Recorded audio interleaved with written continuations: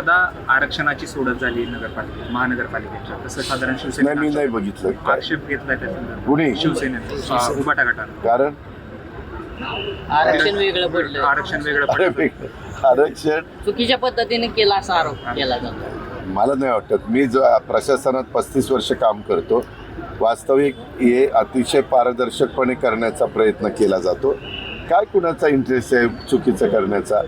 आरक्षणामध्ये वेगवेगळ्या घटकाला तिथं प्रतिनिधित्व मिळालं पाहिजे म्हणून हे आपण आरक्षण टाकलंय. शेवटी सगळ्या समाजांना वाटलं पाहिजे की आम्हाला पण तिथं संधी मिळती, आणि हेच शिवशाहू फुले आंबेडकरांची विचारधारा आहे.